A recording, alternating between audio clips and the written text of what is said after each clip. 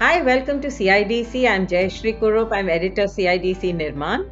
And today we are talking about the interim budget 2024 that the BJP government has presented. So let's now talk about what are the big ticket issues or the things that they would like to see in budgets as far as this industry is concerned. So, Mr. Pai, we'll start with you. Thank you, Jayashri, and good afternoon, everyone.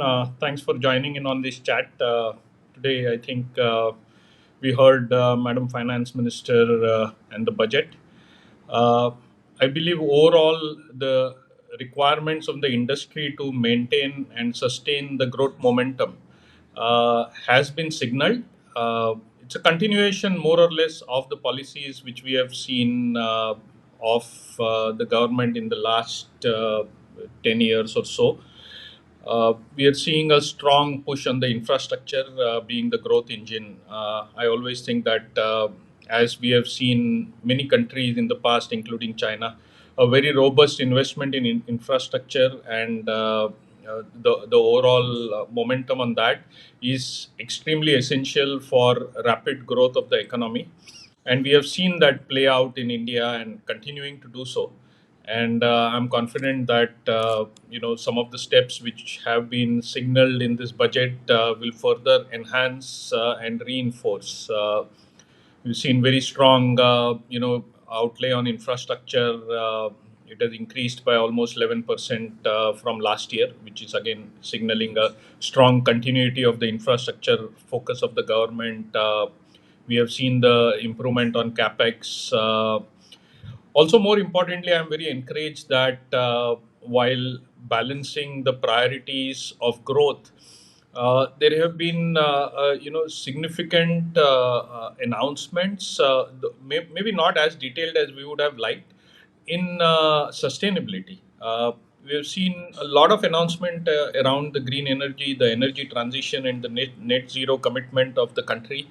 For the first time, we are seeing things like offshore wind being propagated. We are seeing the biogas and biofuels being promoted to a large extent. So all these are very good indicators of what we as a country have to do if we have to realize our dream of being a developed country with a 30 trillion economy by 2047.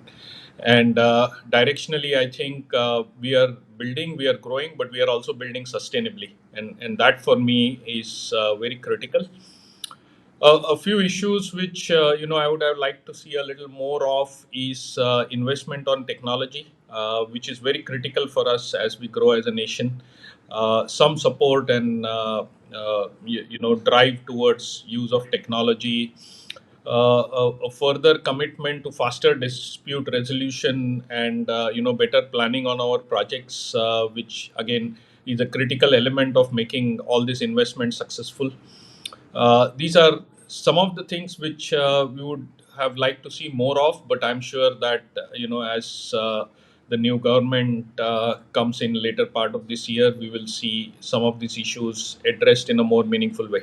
Mr. Pai, there are four, five parts of infrastructure that were called out. One is that 3 to 4% of the GDP is going to go into infrastructure construction, and which is a substantial allocation.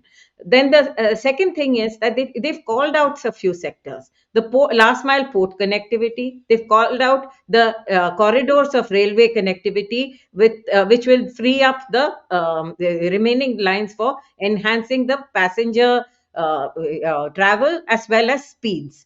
Then they have also called out that airports, 57 new cities have been connected by the airports. And lastly, of course, the highways. We have this humongous network of highways, which is an ongoing project which will happen. This impacts each one of you. When we have the scale of construction, one is that people like Mr. Pai as organization have to actually implement it on the ground without time and cost overruns. Like he said, a large part of the money goes into financing the overruns.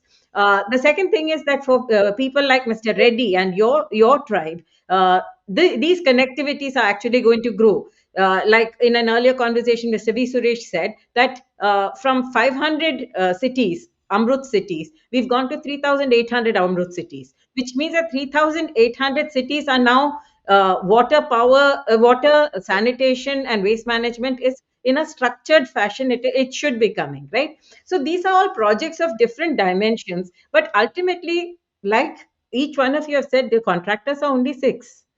How much can you implement on the ground, large scale construction as well as small construction? And before we close, Mr. Swarup, I would like you to pick up the trenchless tunneling. There was a plan for a national digital twinning policy, which means that what is underground should also be mapped, so that we know that we are not puncturing the sanitation lines when we are laying water pipelines. Even that is not happened so far. Do these need to be called out in budgets? No, I think all the investments, as you said, I'm very encouraged by the airports part of it, because again they are that's the emerging field, and we also see a lot of public-private partnerships working successfully. Unlike in the other sectors, the public-private partnerships there are working successfully, and that leads to faster project execution and better spending of the capital, as I would say. So, I mean, I see this time a much more balanced approach towards the infrastructure spend. Last year, I think the roads and railways had almost 70% of the 1 lakh crore which was allocated, whereas this time roads plus railways is half of it. And the half, there are ports and there are airports. So, overall development in metros and overall development has been thought of, which is good. On the railways, I would say that a lot of work has been done on the eastern and western dedicated freight corridors, except for the last leg where the project has started now gaining momentum. Most of the eastern and dedicated freight corridors, eastern and western, are getting completed in this year, and that will ease a lot of load on the existing infrastructure of the Indian Railways, which is going to be good. And I'm assuming the fresh investment mean there will be other dedicated freight corridors. But again, it has to be seen, because the terms of contract of the dedicated freight corridors are not friendly, and they're not equitable.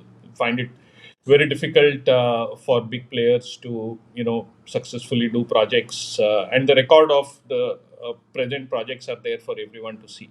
So I would say that again, if all of this has to be done, uh, each of these two big ministries have to look at the terms under which the contracts are formulated, to make the projects move much faster.